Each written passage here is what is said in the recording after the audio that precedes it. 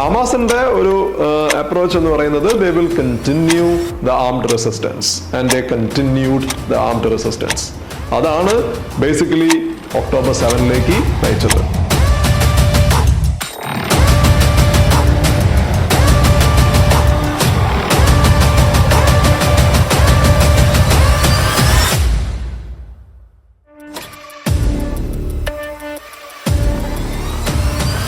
ഈ October 7 attack ഉണ്ടായപ്പോൾ നമ്മൾ പൊതുവെ കാണുന്ന ഒരു നെറേറ്റീവ് എന്ന് പറയുന്നത് അത് എന്താണ്, the war triggered by Hamas's attack on October 7 അങ്ങനെയാണ്.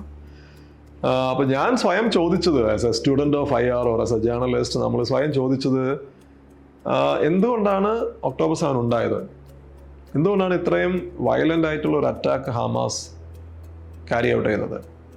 അതിപ്പോൾ ഇസ്രായേലിൻ്റെ നേതാക്കന്മാർ പറയും ബിക്കോസ് ദേ ഹേറ്റ് അസ്. അത് അത്രയും സിമ്പിൾ അല്ല ആ ഒരു ആൻസർ. ഇതിൻ്റെ പിന്നിലൊരു വലിയൊരു ഹിസ്റ്റോറിക്കൽ ബാക്ക്ഗ്രൗണ്ട് ഉണ്ടല്ലോ. അപ്പോൾ അതിൻ്റെ അന്വേഷണമാണ് ബേസിക്കലി ഈ പുസ്തകം ഒറിജിനൽ സിൻ. അപ്പോൾ അതിൻ്റെ ടൈറ്റിൽ നോക്കിക്കഴിഞ്ഞാൽ നിങ്ങൾക്കറിയാം ഒറിജിനൽ സിൻ എന്ന് പറയുമ്പോൾ എന്താണ് ഇതിലത്തെ ഒറിജിനൽ സിൻ എന്നുള്ളതാണ്. അത് ഹമാസിൻ്റെ അറ്റാക്ക് ആണോ, അല്ലെങ്കിൽ ഹമാസ് ആണോ, അതോ വേറെ എന്തെങ്കിലും ആണോ, അതാണ് ഇതിൻ്റെ പ്രധാനപ്പെട്ട ഒരു എക്സ്പ്ലോറേഷൻ. അതിൻ്റെ sub title Israel Palestine and the revenge of old West Asia. അപ്പോൾ ഞാൻ ഉപയോഗിച്ചിരിക്കുന്നത് ഓൾഡ് വെസ്റ്റ് ഏഷ്യ എന്നുള്ളതാണ്. അതിൻ്റെ കാരണം പ്രധാനമായിട്ടും ഈ ഒരു നമ്മൾ ഒക്ടോബർ 7 മുൻപ് ഈ new West Asia, new Middle East എന്നാണ് പറയുക. അപ്പോൾ അമേരിക്കയിലും ഇസ്രായേലായാലും പറയുന്നത് they are making a new Middle East എന്നുള്ളതാണ്. അപ്പോൾ എൻ്റെ ഒരു തീസിസ് എന്ന് പറയുന്നത് ഈ ഒരു new West Asia, new Middle ഈസ്റ്റിനെ നിങ്ങൾക്ക് ഉണ്ടാക്കാൻ കഴിയില്ല unless you address the Palestine question. Palestine question that belongs to the old West Asia. അതിൻ്റെ ഒരു റിവോൾട്ടാണ് നിങ്ങൾ ഒക്ടോബർ 7 കാണുന്നത്.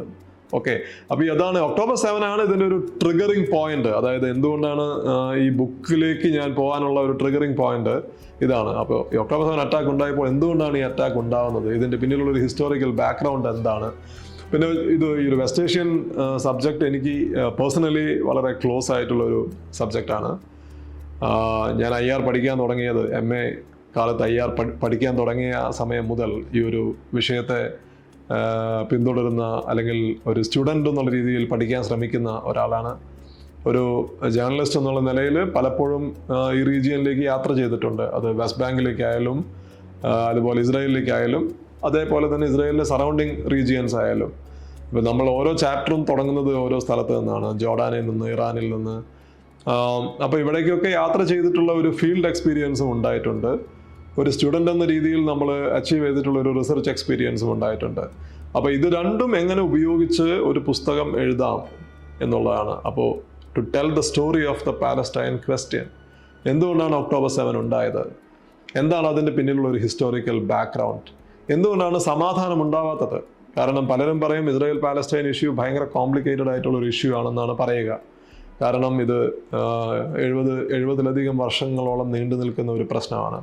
ലോകത്ത് പല സമാധാന കരാറുകൾ സമാധാന ശ്രമങ്ങൾ നമ്മൾ കണ്ടിട്ടുണ്ട്. But we still don't have piece and we have seen multiple wars. 1948 മുതൽ 2023-24 വരെ തുടർന്നു കൊണ്ടുപോകുന്ന യുദ്ധങ്ങൾ. അപ്പോൾ അത്രത്തോളം കോംപ്ലക്സ് ആയിട്ടുള്ളൊരു വിഷയമാണെന്നാണ് പറയുന്നത്. അപ്പോൾ ഇത്രയും കോംപ്ലിക്കേറ്റഡ് ആയിട്ടുള്ളൊരു വിഷയത്തെ നമ്മൾ എങ്ങനെ ഒരു ലളിതമായി നമ്മളുടെ ഒരു എക്സ്പീരിയൻസ് വെച്ച്, അതൊരു ഫീൽഡ് വർക്കിൽ നിന്ന് ഉണ്ടായിട്ടുള്ള എക്സ്പീരിയൻസ് ആയാലും, അതുപോലെ ഇസ്രായേലിലുള്ള ആളുകളോട് സംസാരിച്ചിട്ടുണ്ട്, പാലസ്റ്റൈനിലുള്ള ആളുകളോട് സംസാരിച്ചിട്ടുണ്ട്, ഇറാനിലുള്ള ആളുകളോട് സംസാരിച്ചിട്ടുണ്ട്, ജോർഡാനിലുള്ള ആളുകളോട് സംസാരിച്ചിട്ടുണ്ട്. അപ്പോൾ ഇവരുടെയൊക്കെ ഒരു പേഴ്സ്പെക്റ്റീവിലൂടെ ആണ് ഈ ഒരു പാലസ്റ്റൈൻ ഇഷ്യൂവിനെ പറ്റി പറയുന്നത്. How the Palestinians look at themselves, how the Israelis look at themselves, how the people in the region in West Asia, how the Iranians look at the Palestine question, how the Arabs look at the Palestine question. ഇങ്ങനെ ഗ്രൗണ്ടിലുള്ള ആളുകളുടെ, അവിടെ താമസിക്കുന്ന ആളുകളുടെ ഒരു പേഴ്സ്പെക്റ്റീവിലൂടെ ഈ ഒരു complicated ആയിട്ടുള്ള ഒരു വിഷയത്തെ സിമ്പിളായിട്ട് അവതരിപ്പിക്കുക, അതിൻ്റെ യഥാർത്ഥത്തിലുള്ള ഒരു ബാക്ക്ഗ്രൗണ്ട് ആളുകളിലേക്ക് എത്തിക്കുക എന്നുള്ള ഒരു ശ്രമത്തിൻ്റെ ഭാഗമായിട്ടാണ് ഈ പുസ്തകത്തിൽ വർക്ക് ചെയ്യുന്നത്.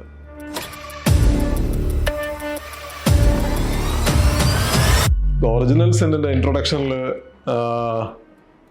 ഞാൻ പറയുന്ന, അതിൽ സൂചിപ്പിക്കുന്ന ഒരു കാര്യമുണ്ട്. അതായത് 2018 അന്ന് പ്രൈം മിനിസ്റ്റർ നരേന്ദ്രമോദിയുടെ പാലസ്റ്റൈൻ വിസിറ്റിനെ കവർ ചെയ്യാൻ വേണ്ടിയിട്ട് പോവുകയുണ്ടായിട്ടുണ്ട്. അപ്പോൾ അതിനുശേഷം തിരിച്ച് മടങ്ങി വരുന്ന വഴി തലവീവ് എയർപോർട്ടിലെത്തുന്നതിന് മുൻപ് ഒരു ഇസ്രായേലി ചെക്ക് പോയിന്റിൽ വെച്ചിട്ട് ഞങ്ങൾ തടയുകയുണ്ടായി. അതൊരു എന്താണ്, that was a scary experience. അതിന് കാരണം there is a huge check point right ahead of the Tel Aviv airport. അപ്പോൾ അവിടെ വെച്ച് നമ്മളെ തടഞ്ഞതിന് ശേഷം ഒരു സ്ക്രീനിങ് റൂമിലേക്ക് കൊണ്ടുപോകുന്നു. അപ്പോൾ അവിടെ വെച്ച് ബാഗൊക്കെ തുറന്ന് എല്ലാം പുറത്തേക്ക് എടുക്കാൻ ആവശ്യപ്പെടുന്നു. ഇത് ഇസ്രായേലി പട്ടാളക്കാർ വളരെ ചെറുപ്പക്കാരാണ്, എല്ലാവരുടെ കയ്യിലും ഓട്ടോമാറ്റിക് ഗൺസ് ഉണ്ട്. എൻ്റെ കൂടെ ഉള്ളത് ഒരു അറബ് ഡ്രൈവറാണ്. ആ സ്റ്റോറി ഞാൻ പറയാം, അറബ് ഡ്രൈവർ എന്തുകൊണ്ടാണെന്നുള്ള സ്റ്റോറി പറയാം. അങ്ങനെ അവർ പാസ്പോർട്ട് എടുത്തുകൊണ്ട് പോകുന്നു. ആൻഡ് ദെൻ എന്നെ ഒരു ചെറിയ റൂമിലേക്ക് കൊണ്ടുപോയി അവിടെ ഇരിക്കാൻ പറയുന്നു. ഒരു അധികം പ്രകാശമില്ലാത്തൊരു റൂമാണ്, ഒരു സ്ക്രീൻ മാത്രമുണ്ട് വാളിൽ. എൻ്റെ കയ്യിൽ എൻ്റെ പാസ്പോർട്ട് ഇല്ല, എൻ്റെ ബാഗെല്ലാം സ്ക്രീനിങ് റൂമിലാണ്. ഞാൻ തനിച്ചാണ് ഈ റൂമിലിരിക്കുന്നത്, ഒരു ബെഞ്ച് മാത്രമേ ഉള്ളൂ. I don't know what's happening.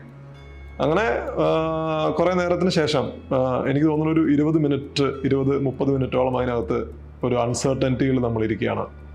അതിനുശേഷം ഒരു പട്ടാളക്കാരൻ വരുന്നു, മുറി തുറന്നിട്ട് പാസ്പോർട്ട് എനിക്ക് തരുന്നു. എന്നിട്ട് എന്നോട് പറയുന്നു, ഇനി നിങ്ങൾക്ക് പോവാം എന്ന് പറയുന്നു.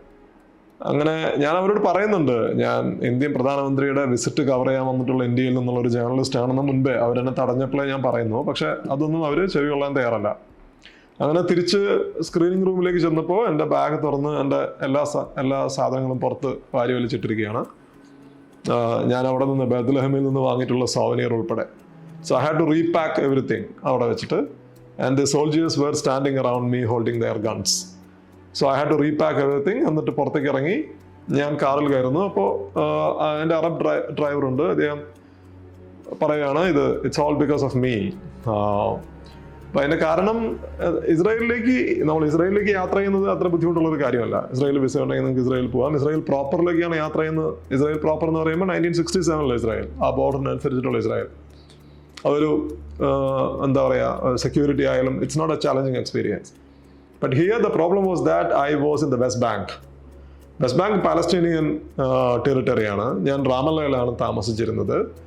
അപ്പോൾ റാമല്ലയിൽ നിന്ന് ടെൽ അവീവ് എയർപോർട്ടിലേക്ക് പോരണമെങ്കിൽ നിങ്ങൾക്ക് റാമല്ലയിലെ ലോക്കൽ ടാക്സി വിളിക്കാൻ പറ്റില്ല. കാരണം വെസ്റ്റ് ബാങ്കിലെ അറബ്സിന് ഈ ടെൽ അവീവിലെ മെയിൻ ഹൈവേ എടുക്കാനുള്ള അനുമതിയില്ല. ഇപ്പൊ ഇസ്രായേലിലെ ടാക്സി റാമല്ലയിലേക്കും വിളിച്ചാൽ വരില്ല. റാമല്ല ആണ് പാലസ്തീനിയൻ അതോറിറ്റിയുടെ ഹെഡ്ക്വാർട്ടേഴ്സ് ആണ് റാമല്ല. അപ്പൊ തിരിച്ച് എനിക്ക് ചെയ്യേണ്ടി വന്നത് ജെറുസലേമിൽ നിന്ന് ഒരു ടാക്സി വിളിക്കേണ്ടി വരികയാണ്. അതായത് ജെറുസലേമിലെ ഒരു അറബ് ഡ്രൈവറാണ് എന്നെ പിക്ക് ചെയ്യാൻ വേണ്ടിയിട്ട് റാമല്ലയിൽ വന്നത്. സോ അദ്ദേഹം ജെറുസലേമിൽ നിന്ന് റാമല്ലയിൽ നിന്ന് കലാന്തിയ ചെക്ക് പോസ്റ്റ് എന്ന് പറയുന്ന ഒരു ഹ്യൂജ് ചെക്ക് പോയിന്റ് ഉണ്ട് വെസ്റ്റ് ബാങ്കിനും ഇസ്രായേൽ പ്രോപ്പറിനും ഇടയിൽ. ഈ കലാന്തിയ ചെക്ക് പോയിന്റ് കടന്ന് മെയിൻ ടെൽ അവീവ് ഹൈവേയിലേക്ക് പ്രവേശിച്ച് അവിടെ നിന്നാണ് ടെൽ അവീവ് എയർപോർട്ടിലേക്ക് വരുന്നത്. അപ്പോൾ അറബ് ഡ്രൈവറാണ് എന്നെ കൊണ്ടുവരുന്നത്. അപ്പോൾ ഇസ്രായേലി പട്ടാളക്കാർക്ക് അറിയാം ഞാൻ വരുന്നത് ഒന്നുകിൽ ഈസ്റ്റ് ജെറുസലേമിൽ നിന്നാണ്, അല്ലെങ്കിൽ വെസ്റ്റ് ബാങ്കിൽ നിന്നാണ്. വെസ്റ്റ് ബാങ്കിൽ പോയിട്ടുള്ള ഒരു ജേർണലിസ്റ്റ് എന്നുള്ള രീതിയിലാണ് അന്ന് അത്തരത്തിലുള്ള ഒരു എക്സ്പീരിയൻസ് നേരിട്ടത്. അപ്പം അങ്ങനെ ഇത് മാത്രമല്ല, ഇതൊരു ഐസൊലേറ്റഡ് ഇൻസിഡൻ്റ് അല്ല. ഇതിനുശേഷം ഞാൻ എയർപോർട്ടിലെത്തി. ടെൽ അവീവ് എയർപോർട്ടിലും ഏകദേശം സമാനമായിട്ടുള്ളൊരു എക്സ്പീരിയൻസ് ആണ് ഉണ്ടായത്. നേരെ തിരിച്ച് ഞാൻ ഇപ്പം ഇസ്രായേലിലേക്ക് മാത്രമായി യാത്ര ചെയ്തിട്ടുണ്ട് പലതവണ. അപ്പോഴൊന്നും ഇത്തരത്തിലുള്ള യാതൊരു എക്സ്പീരിയൻസും ഉണ്ടായിട്ടില്ല. പക്ഷേ the moment they know that you visited the Palestinian territories, occupied Palestinian territories, the treatment becomes different. So this was actually a scary experience.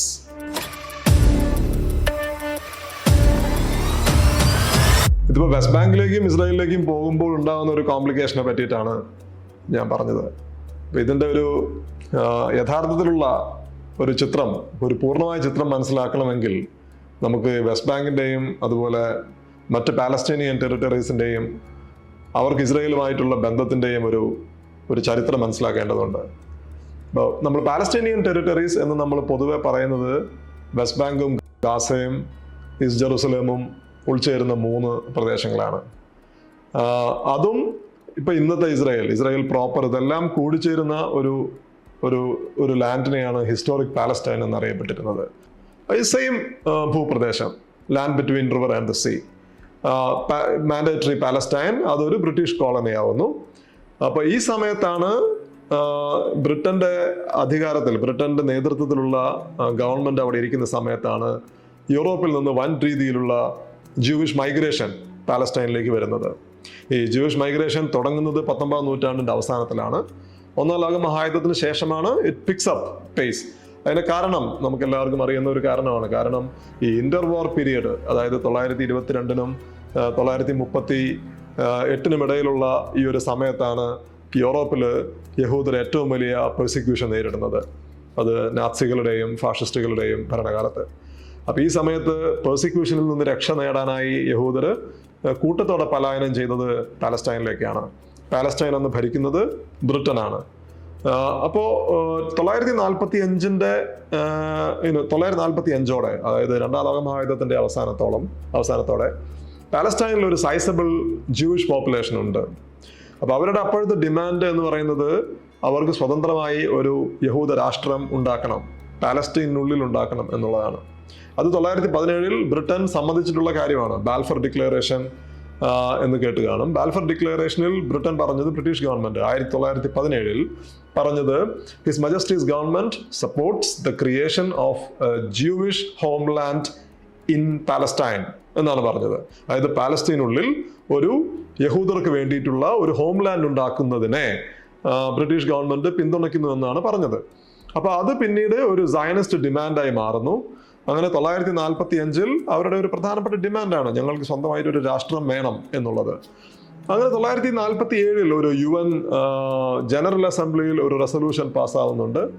ആ റെസൊല്യൂഷൻ അനുസരിച്ച് പാലസ്റ്റീനെ 3ആയിട്ട് വിഭജിക്കണം എന്നാണ് പറഞ്ഞത്.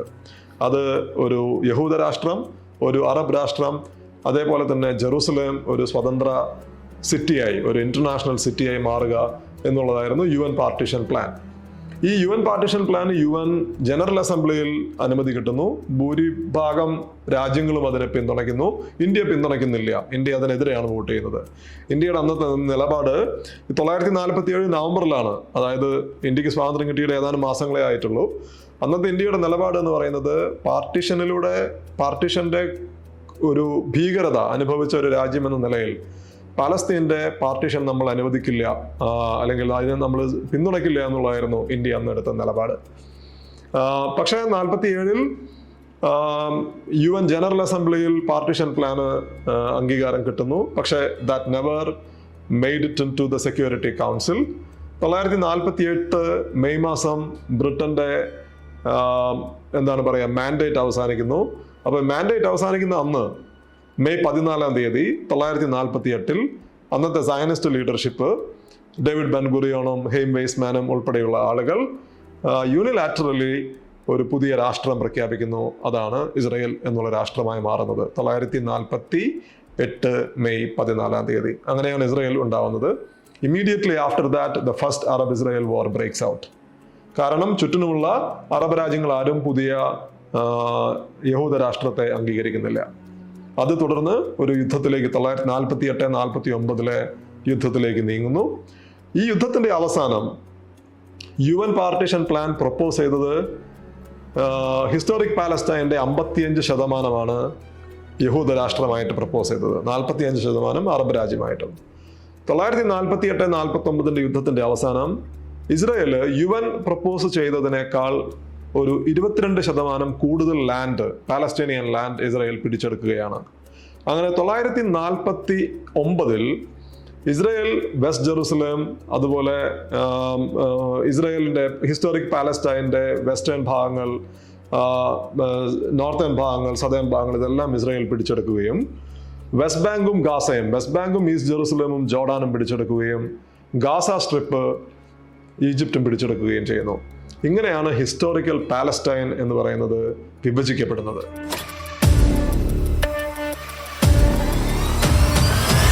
ഇപ്പൊ 948-49 യുദ്ധത്തിന് ശേഷം അറബ്സും ഇസ്രായേലികളും തമ്മിൽ നടന്നിട്ടുള്ള ഒരു പ്രധാനപ്പെട്ട യുദ്ധം 967 967 യുദ്ധത്തിലാണ് ഇസ്രായേൽ ഒരു എംഫാറ്റിക് ആയിട്ടുള്ള ഒരു വിക്ടറി ക്ലെയിം ചെയ്യുന്നത്. കാരണം അതിനെ 6 ഡേ യുദ്ധം എന്നാണ് പറയുക.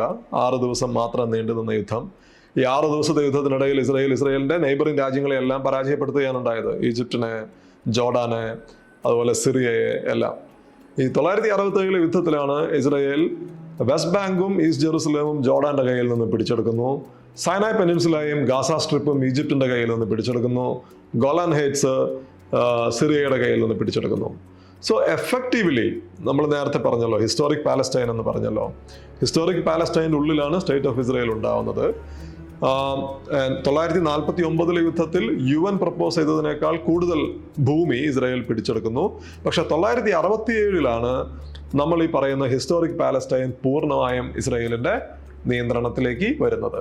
അതായത് Gaza, west bank, east Jerusalem എന്നീ 3 പാലസ്റ്റീനിയൻ ടെറിട്ടറീസ്, പിന്നെ Israel proper, that includes west Jerusalem. അങ്ങനെ മൊത്തം ഹിസ്റ്റോറിക് പാലസ്റ്റൈൻ ഇസ്രായേലിന്റെ നേതൃത്വത്തിലേക്ക്, ഇസ്രായേലിന്റെ നിയന്ത്രണത്തിലേക്ക് വരുന്നു.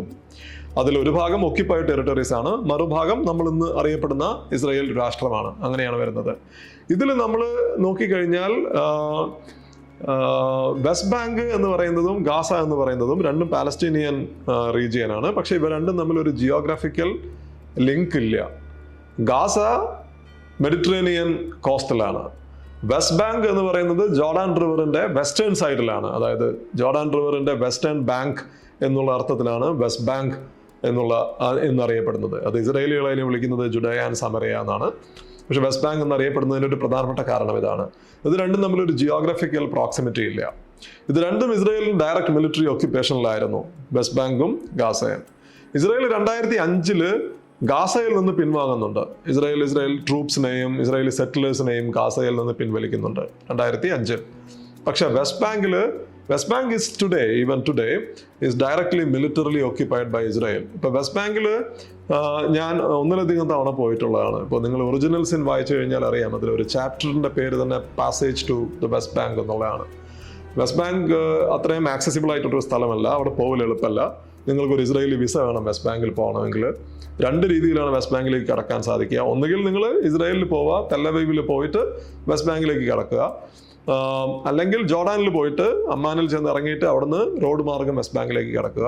2 രീതിയിലൂടെ പോയാലും നിങ്ങൾക്ക് ഇസ്രായേൽ ചെക്ക് പോയിന്റിലൂടെ അല്ലാതെ വെസ്റ്റ് ബാങ്കിനകത്തേക്ക് കടക്കാൻ സാധിക്കില്ല. ഇപ്പോൾ വെസ്റ്റ് ബാങ്കിനകത്ത് ചെന്നാലും വെസ്റ്റ് ബാങ്കിലെ പ്രധാനപ്പെട്ട സിറ്റികളെല്ലാം ചെറിയ ചെറിയ തുരുത്തുകളാണ്, ബേസിക്കലി ഐലൻഡ്സ് ആണ്. കാരണം ഇപ്പോൾ റാമല്ലയാണ് പാലസ്റ്റീനിയൻ അതോറിറ്റിയുടെ ഹെഡ് ക്വാർട്ടേഴ്സ് എന്ന് പറയുന്നത് വെസ്റ്റ് ബാങ്കില്. റാമല്ലയിൽ നിന്ന് നിങ്ങൾക്ക് ജനീനിലേക്കോ ഹെബ്രോണിലേക്കോ അല്ലെങ്കിൽ അബൂദിസിലേക്കോ ഒക്കെ പോകണമെങ്കിൽ ഇസ്രായേലി ചെക്ക് പോയിന്റ്സിലൂടെ അല്ലാതെ പോകാൻ പറ്റില്ല. അപ്പോൾ ഓരോ വെസ്റ്റ് ബാങ്ക് ടൗൺഷിപ്പും basically surrounded by Israeli checkpoints. അതാണ് വെസ്റ്റ് ബാങ്കിന്റെ അവസ്ഥ. അപ്പോൾ ഈസ്റ്റ് ജെറുസലേം ഇസ്രായേൽ അനക്സ് ചെയ്തിട്ടുള്ള സ്ഥലമാണ്. പാലസ്റ്റീനിയൻസ് പറയുന്നത് ഈസ്റ്റ് ജെറുസലേം പാലസ്റ്റീനിയൻ സിറ്റി ആണെന്നാണ്. അപ്പോൾ അവിടെ ഒരു 300,000 ഇസ്രായേലി സെറ്റിലേഴ്സ് ഉണ്ട് ഇന്ന്. വെസ്റ്റ് ബാങ്കിൽ 400,000 ഇസ്രായേലി സെറ്റിലേഴ്സ് ഉണ്ട്. ഈ സെറ്റിലേഴ്സ് എന്ന് പറയുമ്പോൾ Israeli citizens they went to the Palestinian West Bank, they set up communities. അവരവിടെ താമസിക്കുന്നു. അപ്പോൾ അവരവിടെ ഈ സെറ്റിൽമെന്റ് ഉണ്ടാക്കാനായിട്ട് ഇസ്രായേലി ഗവൺമെന്റ് അതിനെ സബ്സിഡൈസ് ഒക്കെ ചെയ്യും. അത് ഇസ്രായേലി ഗവൺമെന്റിന്റെ 970 മുതലുള്ള ഒരു പോളിസിയാണ് ഈ സെറ്റിൽമെന്റ്സിനെ പ്രൊമോട്ട് ചെയ്യുക എന്നുള്ളത്. അപ്പൊ ഇങ്ങനെയാണ് ഇന്നത്തെ റീജിയൻ ഡിവൈഡഡ് ആയിരിക്കുന്നത്. അതായത് വെസ്റ്റ് ബാങ്ക് ഉണ്ട് ഒരു ഭാഗത്ത്, നിങ്ങൾക്ക് മറുഭാഗത്ത് ഗാസ സ്ട്രിപ്പ് ഉണ്ട്, പിന്നെ ഈസ്റ്റ് ജെറുസലേം ഉണ്ട്. ഈസ്റ്റ് ജെറുസലേം ഇസ്രായേൽ അനക്സ് ചെയ്തിട്ടുള്ളതാണ്. പക്ഷേ ഈസ്റ്റ് ജെറുസലേമിലെ ഭൂരിപക്ഷം അറബ്സിനും ഇസ്രായേലി സിറ്റിസൺഷിപ്പ് ഇല്ല. വെസ്റ്റ് ബാങ്ക് ഇസ്രായേലിന്റെ നേരിട്ടുള്ള മിലിറ്ററി കൺട്രോളിലാണ്. വെസ്റ്റ് ബാങ്കിൽ ഒരു പ്രൊവിഷണൽ പാലസ്റ്റീനിയൻ ഗവൺമെന്റ് ഉണ്ട്. അതാണ് പാലസ്റ്റീനിയൻ അതോറിറ്റി എന്ന് പറയുന്നത്. ഇത് 993 ഓസ്ലോ എഗ്രിമെന്റ്സ് അനുസരിച്ചിട്ടാണ് ഈ ഒരു പാലസ്റ്റീനിയൻ അതോറിറ്റി രൂപീകരിക്കപ്പെടുന്നത്. ഗാസ നേരെ തിരിച്ച്, ഗാസയും ബേസിക്കലി പാലസ്റ്റീനിയൻ അതോറിറ്റിയുടെ നിയന്ത്രണത്തിലായിരുന്നു. പക്ഷേ 2005 മുതൽ ഗാസ എഫക്റ്റീവ്ലി ഹമാസിന്റെ കൺട്രോളിലാണ്. അപ്പോൾ പാലസ്റ്റീനിയൻ അതോറിറ്റി ഭരിക്കുന്നത് ഫത്ത. ഇപ്പം നമ്മൾ പാലസ്റ്റീനിയൻ സൊസൈറ്റീനെ പറ്റി പറയുമ്പോൾ അവിടെ ഡിഫറെന്റ് പൊളിറ്റിക്കൽ ഫാക്ഷൻസ് ഉണ്ട്. ഫത്ത ഉണ്ട്, അതുപോലെ PFLP ഉണ്ട്. PFLP ഒരു ലെഫ്റ്റിസ്റ്റ് മൂവ്മെന്റ് ആണ്. ഫത്ത ഒരു സെക്യുലർ നാഷണലിസ്റ്റ് മൂവ്മെന്റ് ആണ്. ഹമാസ് എന്ന് പറയുന്നത് ഒരു ഇസ്ലാമിസ്റ്റ് മൂവ്മെന്റ് ആണ്. അതുപോലെ ഇസ്ലാമിക് ജിഹാദ് ഇസ്ലാമിസ്റ്റ് മൂവ്മെന്റ് ആണ്. So you have different factions in Palestinian society. ഇതിൽ ഫത്തയാണ് വെസ്റ്റ് ബാങ്കിനെ കൺട്രോൾ ചെയ്യുന്നത്. കൺട്രോൾ എന്ന് പറയുന്നത് ഒരു വളരെ റിലേറ്റീവ് ടേംസിലാണ്. കാരണം മൊത്തം കൺട്രോൾ ഇസ്രായേലിന്റെ കയ്യിലാണ്. ഈ വെസ്റ്റ് ബാങ്കിനുള്ളിലെ പ്രൊവിഷണൽ ഗവൺമെന്റ് മാത്രമാണ് പാലസ്റ്റീനിയൻസിനുള്ളത്. ഈ പ്രൊവിഷണൽ ഗവൺമെന്റിന് വളരെ പരിമിതമായിട്ടുള്ള അധികാരങ്ങളേ ഉള്ളൂ. പക്ഷെ അത് കൺട്രോൾ ചെയ്യുന്നത് ഫത്തയാണ് വെസ്റ്റ് ബാങ്കിൽ. നേരെ തിരിച്ച് ഗാസയിൽ ഇരിക്കുന്നത് ഹമാസ് ആണ്. ഈ ഫത്തയുടെയും ഹമാസിന്റെയും അപ്രോച്ചിലുള്ള ഒരു പ്രധാനപ്പെട്ട വ്യത്യാസം എന്ന് പറയുന്നത് 993 ഓസ്ലോ എഗ്രിമെന്റ് അനുസരിച്ചിട്ട് ഫത്ത ആംഡ് റെസിസ്റ്റൻസ് ഉപേക്ഷിക്കുകയുണ്ടായി. അപ്പം അതിനുശേഷം ഫത്തയുടെ ലീഡർഷിപ്പ് മുന്നോട്ട് വെച്ചത് ഇന്റർനാഷണൽ ഡിപ്ലോമസി വഴി അവർക്കൊരു ഫ്യൂച്ചർ പാലസ്തീനിയൻ സ്റ്റേറ്റ് ഉണ്ടാക്കാം എന്നുള്ളതാണ്. നേരെ തിരിച്ച് Hamas never accepted Oslo. Hamas ഓസ്ലോയെ വിളിച്ചത് പാലസ്തീനിയൻ സറണ്ടർ എന്നാണ്. അപ്പോൾ ഹമാസിന്റെ ഒരു അപ്രോച്ച് എന്ന് പറയുന്നത് they will continue the armed resistance and they continued the armed resistance.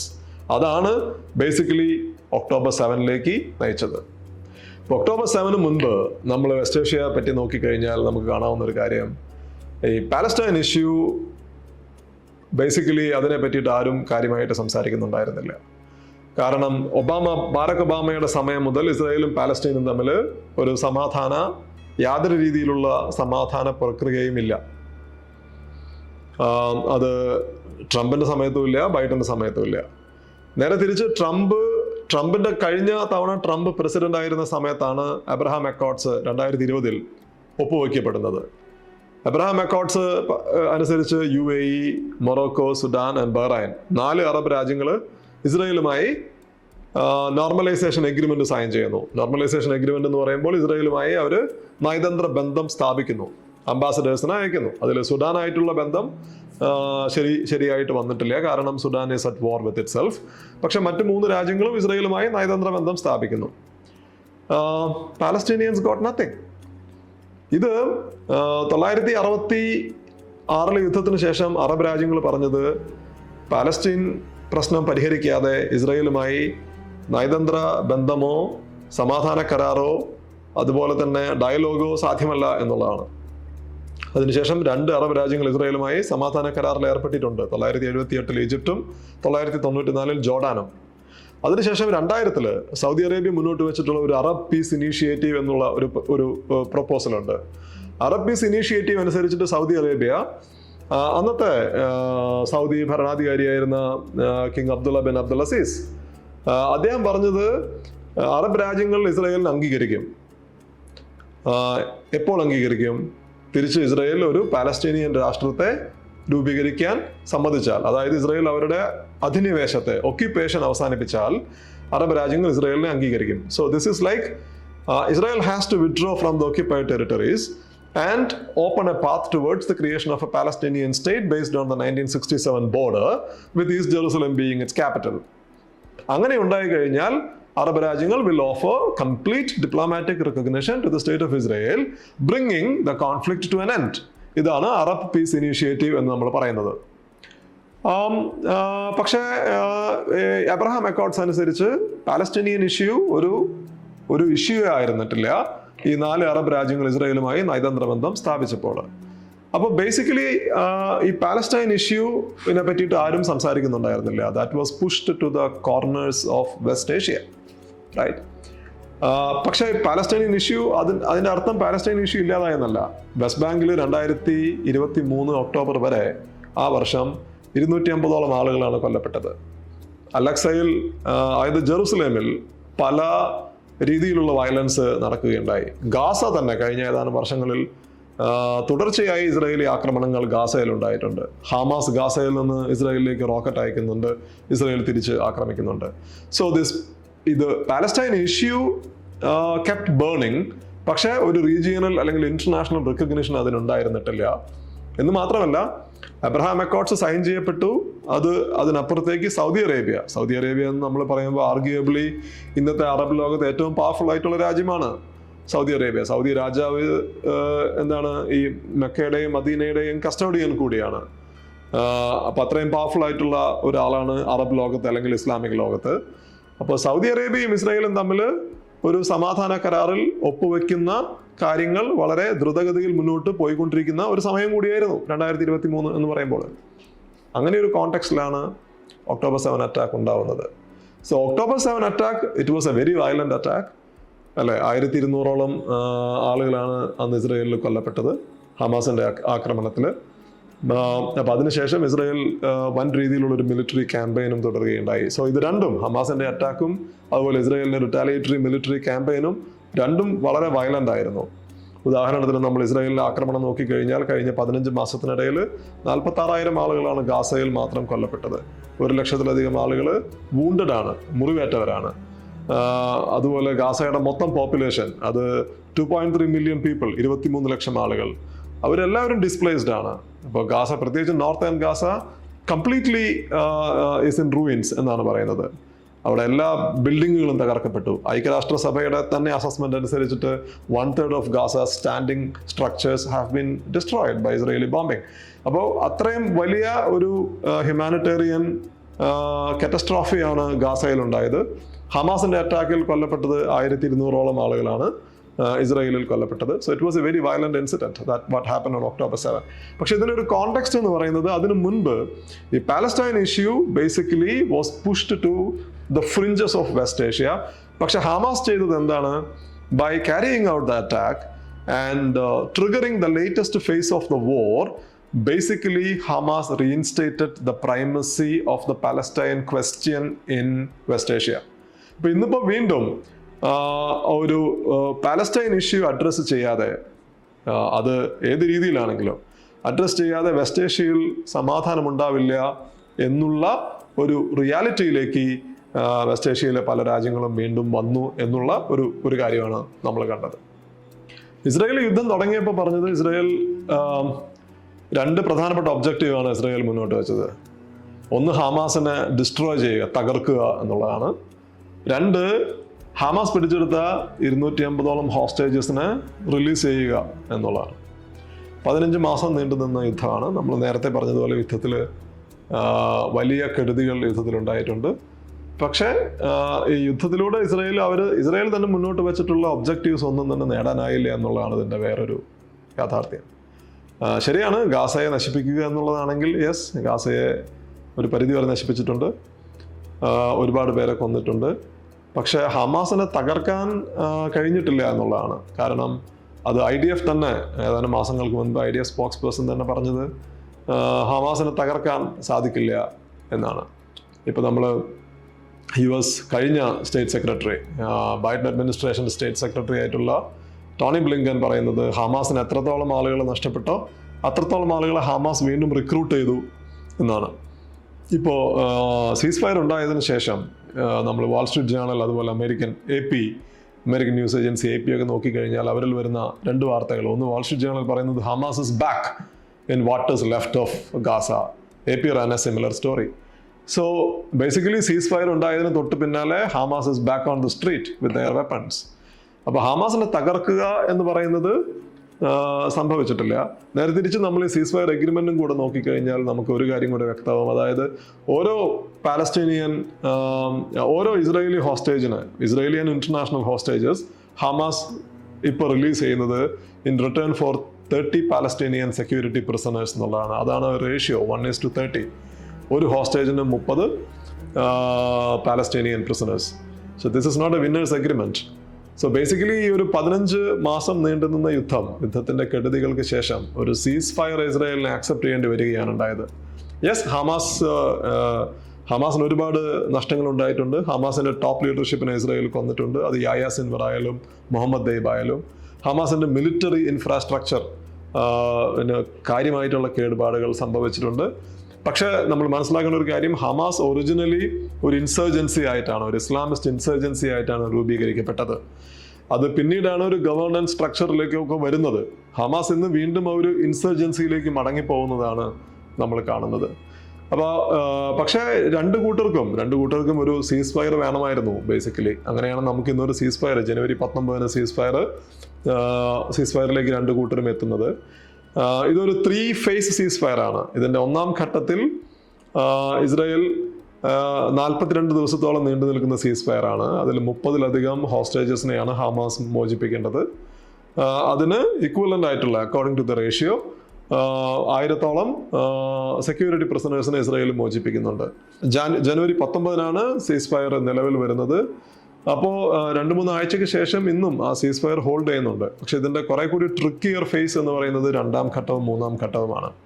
കാരണം 2ാം ഘട്ടത്തിലേക്ക് എത്തുമ്പോൾ യുദ്ധം അവസാനിപ്പിക്കണം എന്നുള്ളതാണ് ഹമാസ് പറയുന്നത്.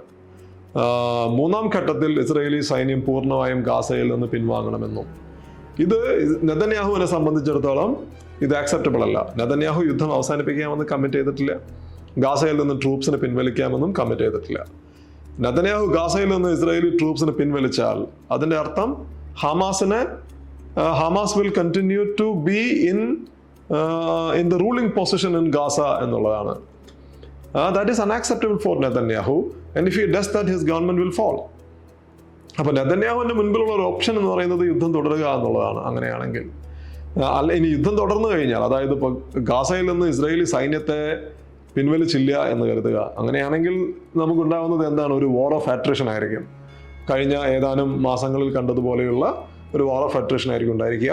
ഹമാസ് ഒരു ഇൻസർജൻസി എന്നുള്ള രീതിയിൽ ഇസ്രായേലി ട്രൂപ്സിനെതിരെ യുദ്ധം ചെയ്തുകൊണ്ടേയിരിക്കും. അതുപോലെ Israel will continue to unleash havoc on the Palestinians in Gaza. ഇതിൻ്റെ വേറൊരു എലമെന്റ് ട്രംപിന്റെ പ്രസിഡൻസിയാണ്. ഇപ്പൊ ട്രംപ് വന്നതിന് ശേഷം ട്രംപ് ഗാസയെ പറ്റി നടത്തിയിട്ടുള്ള കമന്റ്സ്, അദ്ദേഹം ആദ്യം പറഞ്ഞത് he wants to clean out Gaza, അല്ലെ, ഗാസയെ വൃത്തിയാക്കണം എന്നുള്ളതാണ്. അതിനായിട്ട് ട്രംപ് മുന്നോട്ട് വെച്ചത് എന്താണ്? ജോർഡാനും ഈജിപ്തും പാലസ്തീനിയൻസിനെ ഗാസയിൽ നിന്ന് എടുക്കണം. So this is basically forced transfer of Palestinians from Gaza to neighbouring Arab countries. അപ്പം അതിനെതിരെ അറബ് രാജ്യങ്ങളെല്ലാം ഒറ്റക്കെട്ടായിട്ടാണ് രംഗത്ത് വന്നത്. 5 അറബ് ഫോറിൻ മിനിസ്റ്റേഴ്സ് ഒരു സ്റ്റേറ്റ്മെന്റ് ഇറക്കിയിട്ടുണ്ട്. വളരെ very strongly they have rejected Trump's proposal, saying that they won't accept forceful transfer of Palestinians. പക്ഷെ ട്രംപ് അവിടെ നിർത്തിയിട്ടില്ല. കഴിഞ്ഞ ദിവസം ബെഞ്ചമിൻ നെതന്യാഹു വാഷിങ്ടണിലുണ്ട്.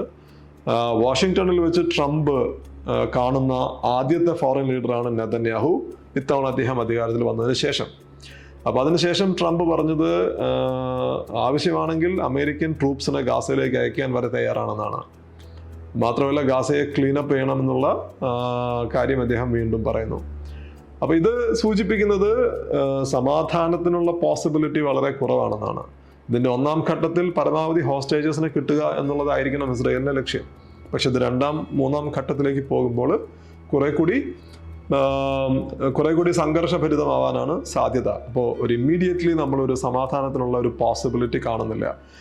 നേരെ തിരിച്ച് ഇസ്രായേലിന് വേണ്ടത്, ഇസ്രായേലിൻ്റെ ഈ ഒരു ഫാർ റൈറ്റ് പാർട്ടികൾക്ക് വേണ്ടത്, അവർക്ക് ഈ ഗാസയിലെ യുദ്ധം തുടരുക, അതുപോലെ ഗാസയിൽ വീണ്ടും യഹൂദരെ റീസെറ്റിൽ ചെയ്യുക, ജൂയിഷ് സെറ്റിൽമെന്റ്സ് തുടങ്ങുക, വെസ്റ്റ് ബാങ്കിലെ സെറ്റിൽമെന്റ്സിനെ അനക്സ് ചെയ്യുക, എന്ന് വെച്ചാൽ കൂടുതൽ പാലസ്തീനിയൻ ടെറിട്ടറീസിനെ ഗ്രാബ് ചെയ്യുക. ഇതാണ് ഇസ്രായേലിന്റെ ഫാർ റൈറ്റ് സെറ്റിലർ ലോബിക്ക് വേണ്ടത്. ബട്ട് ട്രംപിന്റെ ഇതുവരെയുള്ള സ്റ്റേറ്റ്മെന്റ് സൂചിപ്പിക്കുന്നത് basically he is supporting this agenda. കാരണം ഗാസയിൽ നിന്ന് പാലസ്തീനിയൻസിനെ ട്രാൻസ്ഫർ ചെയ്യുക എന്നുള്ളതാണ് ട്രംപ് ആദ്യം പറഞ്ഞത്. ഗാസയിലേക്ക് വേണ്ടി വന്നാൽ അമേരിക്കൻ ട്രൂപ്സിനെ പോലും വിന്യസിക്കാൻ തയ്യാറാണെന്നാണ് അദ്ദേഹം രണ്ടാമത് പറയുന്നത്. കഴിഞ്ഞ തവണ ട്രംപ് പ്രസിഡന്റ് ആയിരുന്ന സമയത്താണ് Israeli government Palestinian settlements annex ചെയ്യുന്ന ഒരു പ്രപ്പോസലായിട്ട് മുന്നോട്ട് പോയത്. So if that happens, that would be another set back for the Palestinian cause. പക്ഷെ ഇപ്പോഴത്തെ സാഹചര്യത്തിൽ ഇതിന് പകരം ഒരു സമാധാനത്തിനുള്ള ഒരു പോസിബിലിറ്റി വളരെ കുറവാണെന്ന് കാണാൻ സാധിക്കും.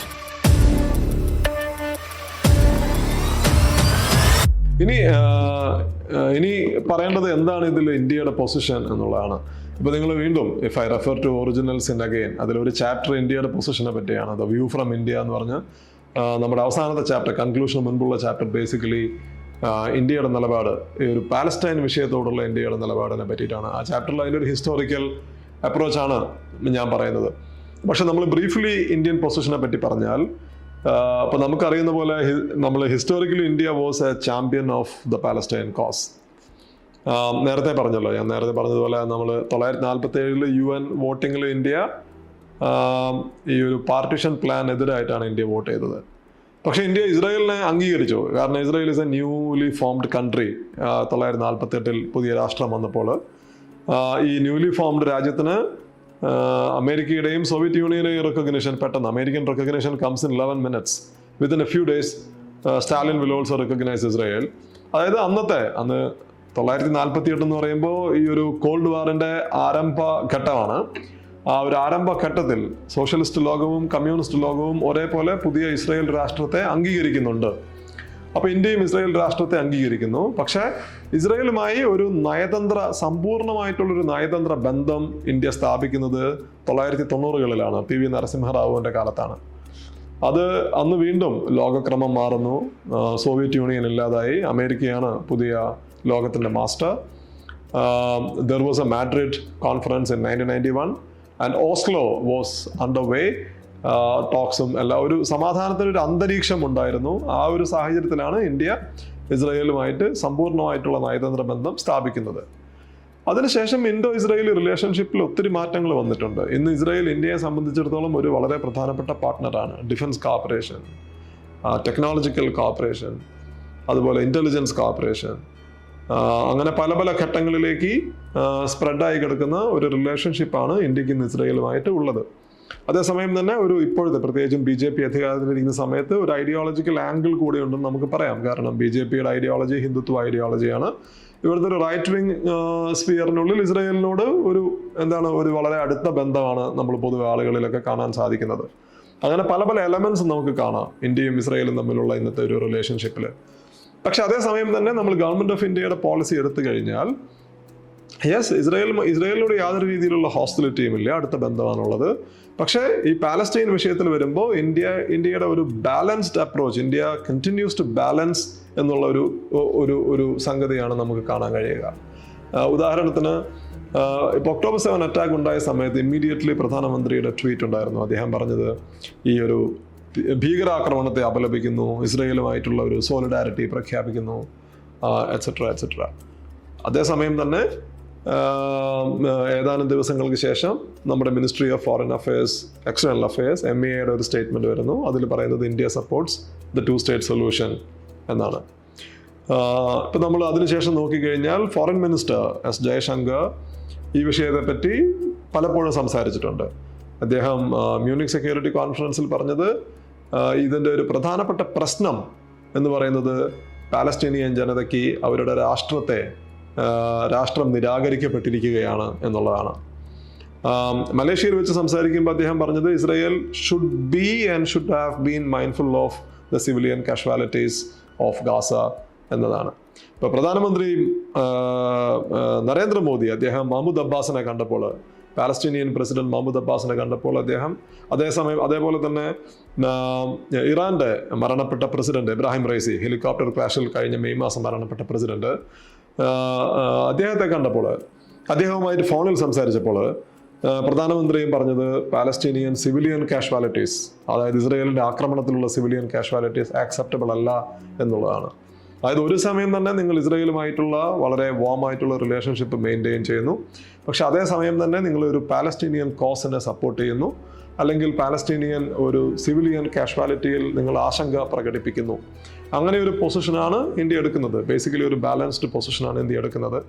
ഇത് മനസ്സിലാക്കണമെങ്കിൽ നമ്മൾ ഓവറോൾ ഇന്ത്യയുടെ ഒരു വെസ്റ്റ് ഏഷ്യൻ പോളിസി മനസ്സിലാക്കേണ്ടതുണ്ട്. കാരണം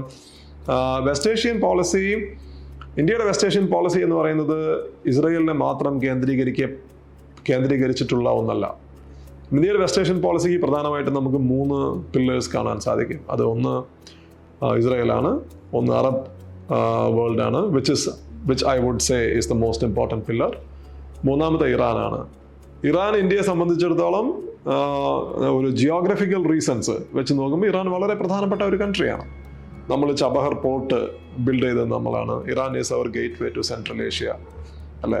അപ്പോൾ ഒരു കോണ്ടിനെന്റൽ ഇന്ത്യയുടെ സെക്യൂരിറ്റി ആൻഡ് ട്രേഡ് റിലേഷൻഷിപ്പിന് ഇറാൻ വളരെ പ്രധാനപ്പെട്ടതാണ്, കോണ്ടിനെന്റൽ ഇന്ത്യയുടെ. അതേസമയം തന്നെ നിങ്ങൾ അറബ് രാജ്യങ്ങളെ നോക്കുക. ദശലക്ഷക്കണക്കിന് ഇന്ത്യക്കാരാണ് അറബ് രാജ്യങ്ങളിൽ ജോലി ചെയ്യുന്നത്, പ്രത്യേകിച്ചും ഗൾഫ് അറബ് രാജ്യങ്ങളിൽ. ഇന്ത്യ ഒരു എനർജി ഇമ്പോർട്ട് ഡിപ്പെൻഡൻ്റ് ആയിട്ടുള്ള രാജ്യമാണ്. ഗ്ലോബൽ എനർജി മാർക്കറ്റിലെ ഏറ്റവും ചെറിയ ഫ്ലക്ച്വേഷൻസ് പോലും നമ്മുടെ ഇക്കണോമിക് ആൻഡ് എനർജി സെക്യൂരിറ്റിനെ ബാധിക്കും. അപ്പോൾ ഈ വെസ്റ്റ് ഏഷ്യയിൽ ഇങ്ങനെ തുടർന്നു കൊണ്ടുപോകുന്ന യുദ്ധങ്ങൾ ഇന്ത്യയുടെ സാമ്പത്തിക സുരക്ഷയ്ക്കോ അല്ലെങ്കിൽ ഇന്ത്യയുടെ എനർജി സുരക്ഷയ്ക്കോ ഊർജ്ജ സുരക്ഷയ്ക്കോ ഗുണകരമായിട്ടുള്ള കാര്യങ്ങളല്ല. നമുക്ക് വേണ്ടത് എന്താണ്? സ്റ്റെബിലിറ്റിയാണ്. മൂന്നാമത്തെ ഘടകമാണ്, മൂന്നാമത്തെ പോയിന്റാണ് ഇസ്രായേൽ. അപ്പോൾ ഈ 3 പില്ലേഴ്സിനും ഇടയിലുള്ള ഒരു ബാലൻസിങ് വളരെ പ്രധാനപ്പെട്ടതാണ്. ഇനി രണ്ടാമത്തെ ഒരു കാര്യം, നിങ്ങൾ ഗ്ലോബൽ സൗത്തിൽ നോക്കുക. ഇന്ത്യ ഗ്ലോബൽ സൗത്തിലെ ഒരു ലീഡർ ആവണമെന്നുള്ള ഒരു രാജ്യമാണ്, അതല്ലേ? നമ്മളുടെ ഇന്ത്യയുടെ കണ്ടിന്യൂഡ് റൈസിന്റെ ഒരു ബ്ലൂ പ്രിന്റ് എന്ന് പറയുന്നത് ഗ്ലോബൽ സൗത്തിലെ നമ്മുടെ എൻഗേജ്മെന്റ് ആണ്. ഈ ഗ്ലോബൽ സൗത്തിലെ പബ്ലിക് ഒപ്പീനിയൻ നോക്കിക്കഴിഞ്ഞാൽ അത് ഓവർവെൽമിംഗ്ലി പ്രോ പാലസ്റ്റൈൻ ആണ്. ഇപ്പോൾ ഗ്ലോബൽ സൗത്തിലെ രാജ്യങ്ങളാണ് സൗത്ത് ആഫ്രിക്കയാണ് ഇസ്രായേലിനെ ഇന്റർനാഷണൽ കോർട്ട് ഓഫ് ജസ്റ്റിസിലേക്ക് കൊണ്ടുപോകുന്നത്. ഇസ്രായേൽ ഈസ് കമ്മിറ്റിംഗ് ജനോസൈഡ് എന്നാണ് സൗത്ത് ആഫ്രിക്ക പറയുന്നത്. ബ്രസീൽ മറ്റൊരു പ്രോമിനന്റ് ഗ്ലോബൽ സൗത്ത് രാജ്യമാണ്. ബ്രസീൽ ഇസ്രായേലിനെ രൂക്ഷമായ ഭാഷയിലാണ് ബ്രസീലിന്റെ ഇപ്പോഴത്തെ പ്രസിഡന്റ് ലൂല ഡാ സിൽവ വിമർശിക്കുന്നത് ഈ ഗാസ യുദ്ധത്തിന്റെ പേരിൽ. You look at Russia, you look at China, look at south east Asian countries. അപ്പോൾ ഗ്ലോബൽ സൗത്തിൽ ഓവർവെൽമിംഗ്ലി ഒരു പ്രോ പാലസ്തീനിയൻ സിമ്പതി ഉണ്ട്. അപ്പോൾ India, a country with rich anti colonial legacy, a country which wants to be one of the leaders of the global south, cannot isolate itself among the global south countries, അല്ലേ? അപ്പോൾ അതുകൊണ്ടാണ് നമ്മൾ ഐക്യരാഷ്ട്രസഭയിൽ നോക്കിക്കഴിഞ്ഞാൽ അതിലെ ഭൂരിഭാഗം ഐക്യരാഷ്ട്രസഭയുടെ ജനറൽ അസംബ്ലിയിലെ റെസൊല്യൂഷൻസിലും ഇന്ത്യ പാലസ്റ്റൈൻ അനുകൂലമായിട്ടാണ് വോട്ട് ചെയ്തത്. ഉദാഹരണത്തിന്, India voted in favour of A resolution that condemned Israeli settlements in the West bank. India voted in favor of a resolution that supported Palestinian right to self-determination. India voted in favor of a resolution that asked Israel to end the occupation of Syria's Golan Heights. India voted in favor of multiple resolutions that called for a ceasefire in Gaza. അപ്പം voting record നോക്കിക്കഴിഞ്ഞാൽ നമുക്ക് ഈ ഒരു balancing കാണാൻ സാധിക്കും. ഒരേ സമയം തന്നെ ഒരു ടിൽറ്റ് ഉണ്ട്, ഒരു പ്രോ ഇസ്രായേൽ ടിൽറ്റ് ഉണ്ട് ഇന്ത്യൻ ഫോറിൻ പോളിസിയിൽ. പക്ഷെ അതേസമയം തന്നെ India continues to retain a balance between its support for the Palestinian cause and its relationship with Israel. അങ്ങനെ ഒരു ബാലൻസിങ് ആണ് നമുക്ക് ഇന്ത്യൻ പോളിസിയിൽ കാണാൻ സാധിക്കുക.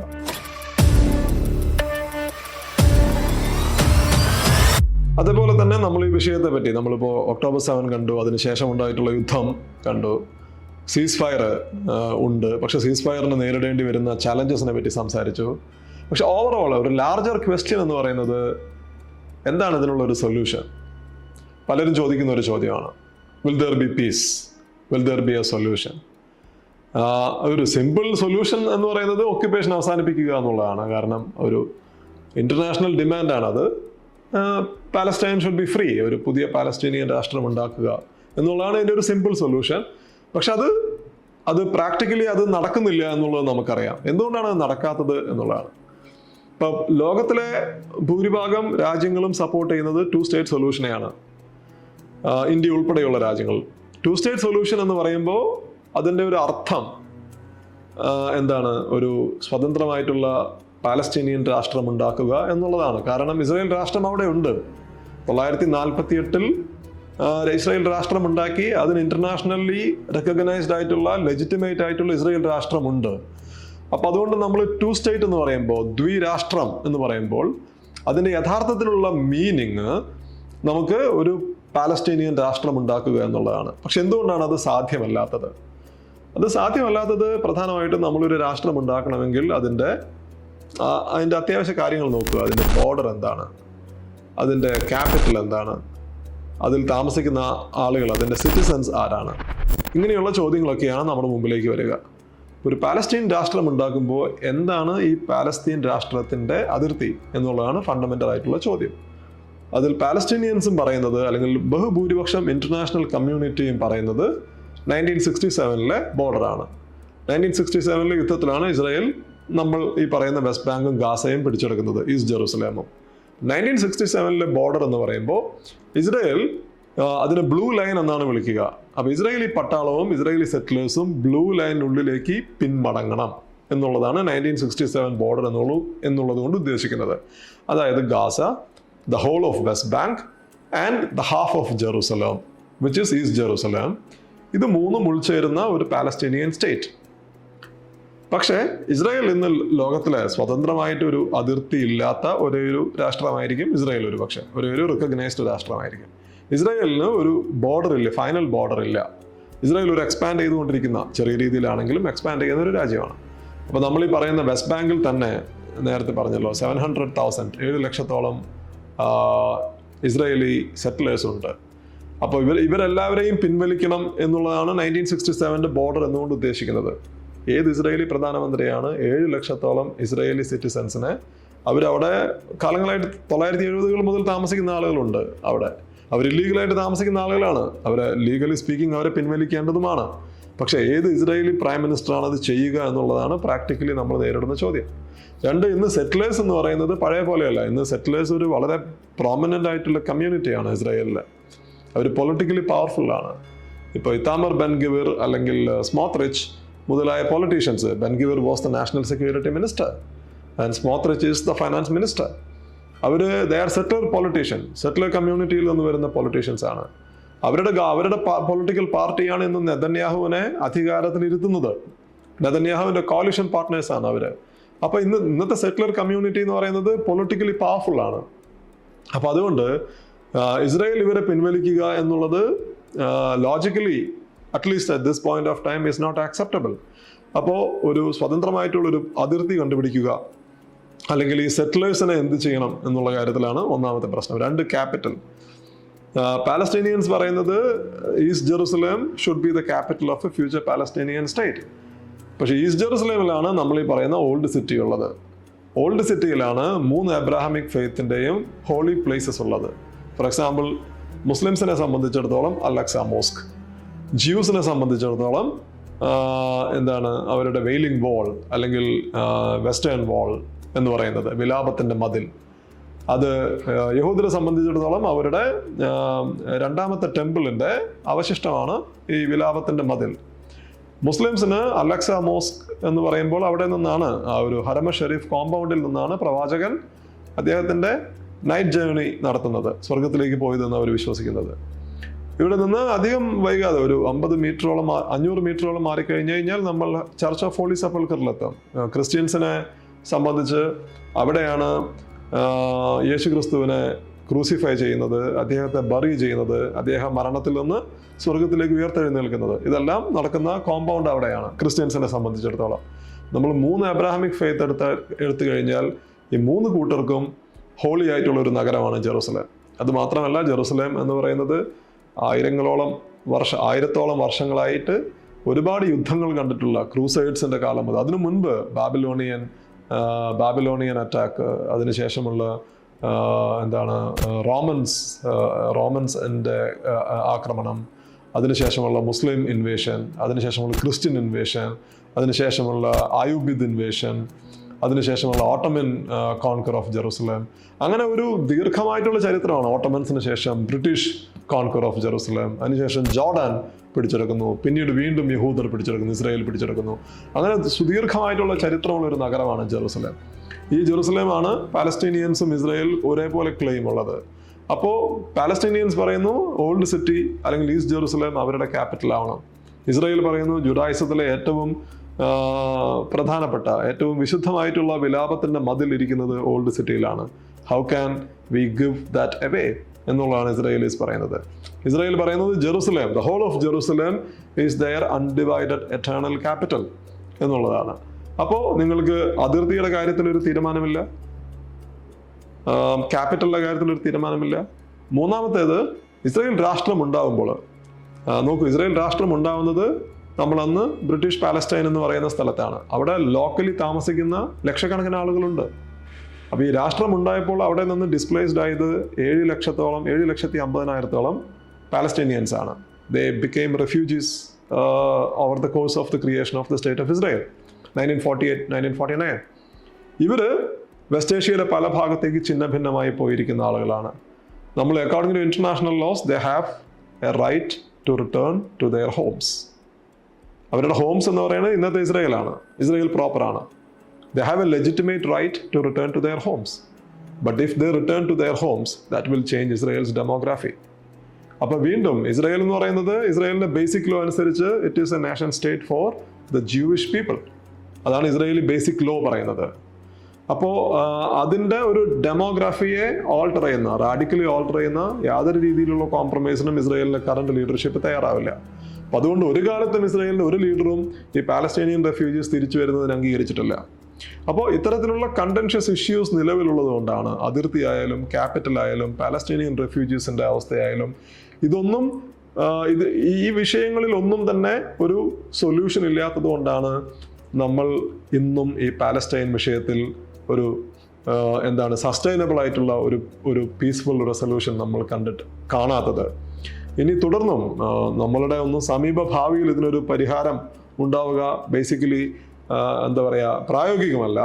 പക്ഷേ അതേസമയം തന്നെ ഇത് കൂടുതൽ വഷളാവാനുള്ള സാധ്യത ഉണ്ട് താനും.